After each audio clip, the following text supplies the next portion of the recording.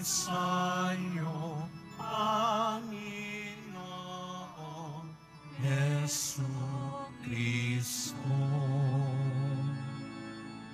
Sumainyo ang Panginoon. At sumayo rin. Ang mabuting balita ng Panginoon ayon kay San Marcos. Papuri sa iyo, Panginoon. Nung panahong iyon, lumapit ang isa sa mga eskriba kay Jesus at tinanong siya, "Alin pong utos ang pinakamahalaga?" Sumagot si Jesus, "Ito ang pinakamahalagang utos. Pakinggan mo, Israel. Ang Panginoon na ating Diyos, siya lamang ang Panginoon. Ibigin mo ang Panginoon mong Diyos ng buong puso, ng buong kaluluwa, ng buong pag-iisip, at ng buong lakas. Ito naman ang pangalawa. Ibigin mo ang iyong kapwa gaya ng iyong sarili. Wala nang ibang utos na hihigit pa sa mga ito." Tama po, Guro, wika ng eskriba. Totoo ang sinabi ninyo. Iisa ang Diyos at wala nang iba liban sa Kanya. At ang umibig sa Kanya ng buong puso, buong pag-iisip at buong lakas. At ang umibig sa kapwa gaya ng kanyang sarili ay higit na mahalaga kaysa magdala ng lahat ng handog na susunugin at iba pang mga hain. Nakita ni Jesus na matalino ang kanyang sagot, kaya't sinabi niya, "Malapit ka nang mapabilang sa mga pinaghaharian ng Diyos." At wala nang nangahas magtanong kay Jesus mula noon. Mga kapatid, ang mabuting balita ng Panginoon. Pinupuri ka namin, Panginoong Jesucristo. Magsiupo ang lahat. Good afternoon po sa inyong lahat. Batiin natin ang mga katabi natin, good afternoon. At mga kapatid, Biyernes sa ikatlong linggo sa panahon ng Kwaresma, napakabilis ng panahon. At tayo po ay nakakaramdam na rin lalo na ng matinding hirap ng init ng panahon. Kaya unti-unti na namang nakakaduling dito sa harapan sa kakaganyan-ganyan nyo. Pag nandito kayo sa harapan, nakakaduling tignan. Dahil umiinit ang panahon. Pero kasabay ng pag-init ng panahon ay ang mainit na pag-ibig natin sa mahal na pong Jesus Nazareno. Bigyan natin ang palakpak ng papuri at pasasalamat ang ating mahal na pong Jesus Nazareno. Mas malakas na palakpak para sa Kanya. Maliwanag, ang palakpak na yan ay para sa Kanya. I am sure, mga kapatid, Biyernes, araw ng pag-aayuno, fasting. Although abstinence lang dapat, pero yung iba nagfa-fasting na rin. Walang karne, walang baboy, bawas muna ng pagkain. Huwag masyadong marami.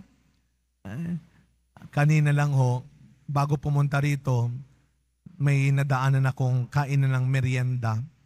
Pagpasok ko ho, iinom lang ako ng pampalamig muna. Aba, hindi ko alam kung nandito na sila. Ang dami rin kumakain. Magsisimba raw sila. Pero swerte, puro senior sila. Sabi ko mukhang excuse itong mga ito kaya malakas ang loob kumain. No? I am sure hindi madaling magpigil. Kasi pag sinabing abstinence, araw ng pagpipigil. Hindi madaling magpigil. Hindi lang sa pagkain, Father. Hindi lang sa inumin ngayong Kwaresma. Dahil wag natin kalilimutan, hindi lang naman po sa pagkain ng kaunti. Masusukat ang tamang pagsisisi at pagbabalik loob ng isang tao. Hindi porket siya ay hindi kumakain ng karne, konti lang ang kinakain niya, masasabi natin na mas mabuti siyang Kristiyano. Kaunti nga ang kinakain, sangkaterba pa rin ang kasalanan. Kaya hindi lang tayo sa pagkain nagpipigil. Hindi lang sa pagkain ng kaunti masusukat ang pagiging mabuting Kristiyano ngayong Kwaresma, kundi nasa tamang pagsisisi at pagbabalik loob. Pagpipigil natin sa mali at masamang pag-uugali natin. Sabi nga nung iba, ang hirap talaga pag Kwaresma. Pero mga kapatid, sana wag nating tignang parusa ang panahon ng Kwaresma. Para kasi pag sinabing Kwaresma, ang naaalala lang natin, kailangan tayong magsisi, tama. Kailangan tayong magbalik loob sa Diyos, tama. Kailangan nating talikuran ng ating mga kasalanan, tama. Kaya kailangan nating pahirapan, kawawain, parusahan ang ating sarili. Parang hindi yata tama. Hindi sapat. At hindi mo kailangang saktan, pahirapan ng iyong katawan. Hindi parusa, biyaya ang Kwaresma. Tulad ng sabi ng unang pagbasa ni Propeta Oseas, tignan po natin mga kapatid, hindi lang yung pagpaparusa ng Diyos sa mga taong gumawa ng masama. Yung unang bahagi ng ating unang pagbasa, ipinapaalala ni Propeta Oseas, Osea, kung ano yung mga dapat nang itigil ng tao, na dapat nang talikuran ng tao ang kasalanang ginagawa niya. Pero wag nating kalilimutan yung pangalawang bahagi ng kanyang sulat. Hindi lang parusa ang kayang gawin at ibigay ng Diyos sa tao, kundi gantimpala. Kaya sabi niya, sino man ang tumalikod sa kasalanan, kaya kong mahalin muli. Sino man ang tumigil sa kanyang gawaing masama, kaya kong mahalin muli. Ganyan ang Diyos. Kaya ang ganda ng isang kanta, maging aking muli. At ngayong Kwaresma, kaya biyaya ang Kwaresma. Bakit? Sapagkat ginugunita natin kung paano tayo ipinaglaban ng Diyos. Ngayong Kwaresma, binabawi ulit tayo ng Diyos mula sa ating mga kasalanan. Ito ang wag nating kalilimutan. Paulit-ulit kong sinasabi ito noon, nung dito pa lang, hindi ka susukuan ng Diyos. Kaya ano ang sabi ng sulat ni Propeta Hosea? Tumalikod ka lang sa kasalanan mo, ika'y magiging aking muli.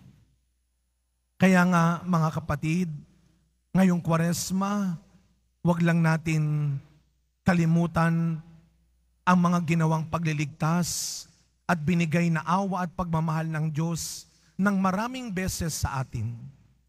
Wag lang natin tignan ng Diyos bilang isang Panginoon na magpaparusa sa marami nating ginawang mali. Pero pag tumingin ka sa Poong Nazareno, tignan mo siya ng may pag-asa.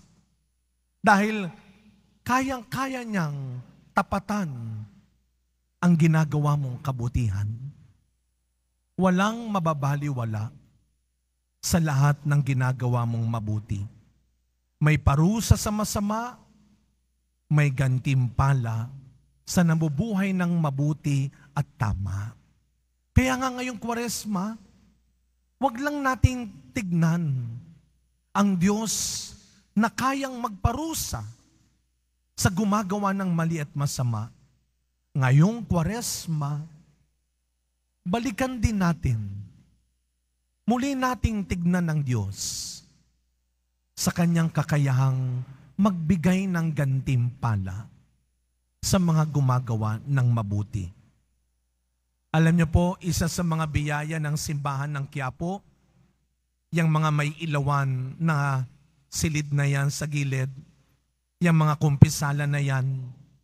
Kasi sa ibang simbahan, hindi regular ang pakumpisal. Dito sa Quiapo, oras-oras, araw-araw, may pakumpisal.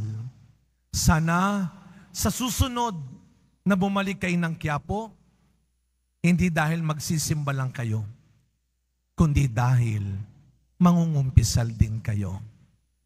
Mamayang gabi ho sa aming parokya, sa Assumption, sa Malate, meron kaming kumpisalang bayan. Meron po kong paalala sa inyo, pag mangungumpisal po kayo, huwag niyong kalilimutan, kasalanan mo at hindi kasalanan ng ibang tao ang binibigay mo sa Diyos. Minsan nagugulat ako pa nagpapakumpisal ako. Sabi ko, handa na po kayo mangumpisal? Opo, Father. Ano pong mga kasalanan ninyo? Ang mga kasalanan ko po ay ito. Alam niyo po yung asawa ko, ay Diyos ko, nagsimula nang isumbong yung asawa niya. Alam niyo po yung biyanan ko, alam niyo po yung mga anak ko. Sabi ko, sandali lang, sila na lang ang papuntahin mo rito. Bakit ikaw ang nangungumpisal ng kasalanan nila? Kaya wag natin kalilimutan, ngayong Kwaresma, gusto ni Lord, magsisi tayo. Hindi manisi. Magsisi. At para maging tama at mabuti ang pagkukumpisal, dapat meron tayong examination of conscience. Tinitignan natin, hindi yung mali ng iba, yung sarili nating mali. Hindi yung kasalanan ng iba, yung sarili nating kasalanan. Minsan pa sa ebanghelyo natin, ipinapaalala sa atin kung ano ang pinakadakila at mahalagang magagawa ng isang tao. Hindi magpayaman, hindi magpasikat, ang magmahal. Ang pinakadakila, ang pinakamabuting magagawa ng isang tao ay ang magmahal sa Diyos at kapwa. Magmahal sa Diyos at hindi kundi at kapwa. Hindi tayo mamimili. Magkasama ang pagmamahal sa Diyos at kapwa. Habang gumagawa ng malalang kasamaan ng iba, tapatan mo ng dakilang kabutihan sa iniisip, sinasabi, at ginagawa mo sa kapwa.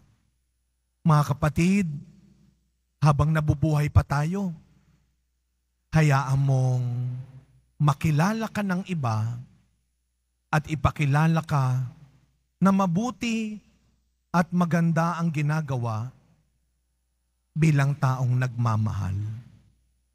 Nakakahiyaman at dapat tayong mahiya sa ginagawa nating masama sa isa't isa. Huwag mo namang kalimutan ang mabubuti at magagandang naambag mo sa buhay ng iba. Ngayong Kwaresma, hindi ka lang tinitignan ng Diyos sa iyong mga kasalanan, kundi sa iyong angking kabutihan. Ngayong Kwaresma, hindi lang hinihingi ng Diyos ang mga nagawa mong kasalanan, kundi pati ang kaya mo pang ibigay na kabutihan.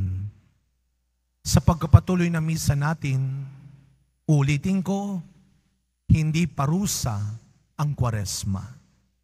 Biyaya ang Kwaresma.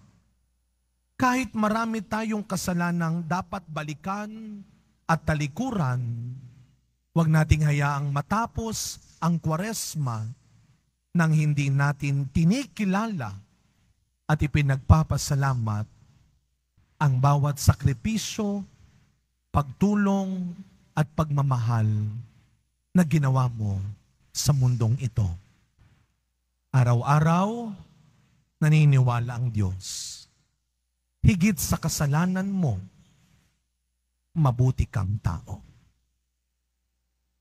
Amen.